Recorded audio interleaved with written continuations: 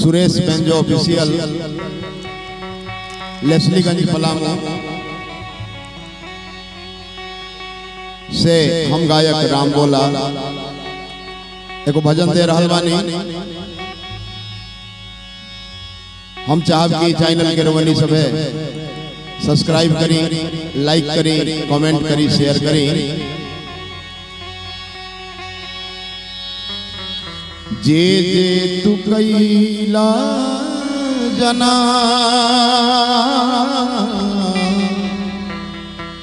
वहाँ सब हिसाब बा। अच्छा की कैला खराब,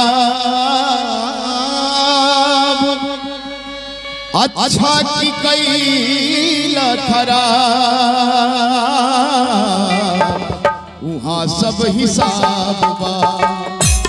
जे जे तू कैला जना वहाँ सब हिसाब बा।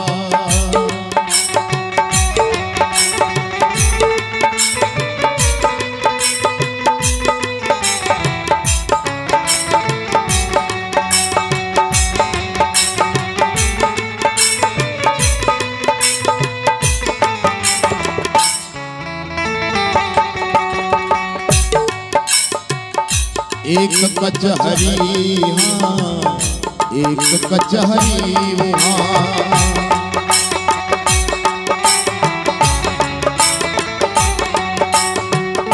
एक कचहरी हाँ, एक कचहरी वहाँ।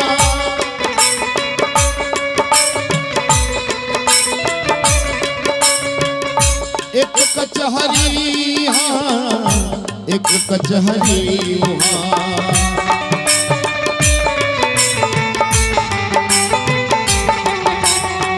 तो सोच के रखी हाँ जबान, सोच के रखी हाँ जबान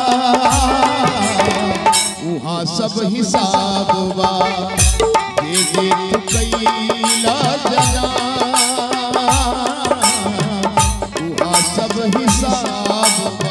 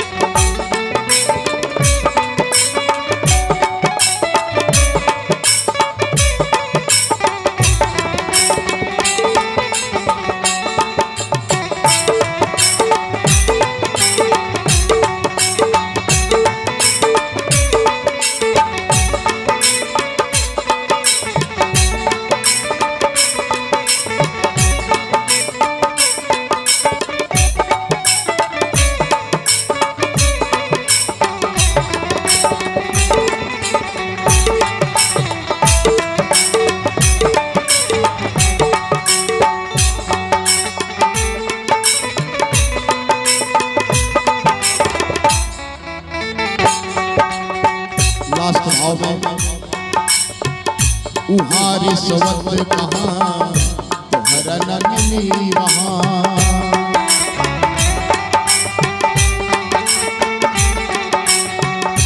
उहाँ रिश्वत कहाँ तोहरा न मिली वहाँ।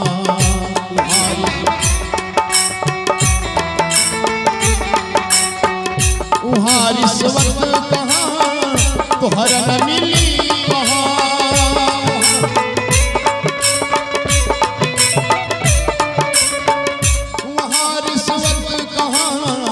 तोहरा न मिली वहाँ।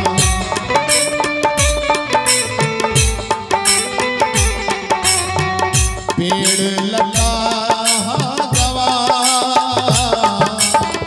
पेड़ लगा गवा वहाँ सब हिसाब बा। जे जे कैला जना वहाँ सब हिसाब बा। जे जे कैला जना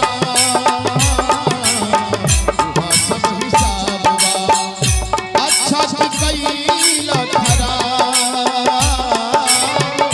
अच्छा की कैला खराब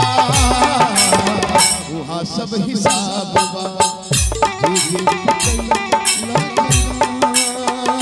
उहा सब हिसाब बा उहा सब हिसाब बा उहा सब हिसाब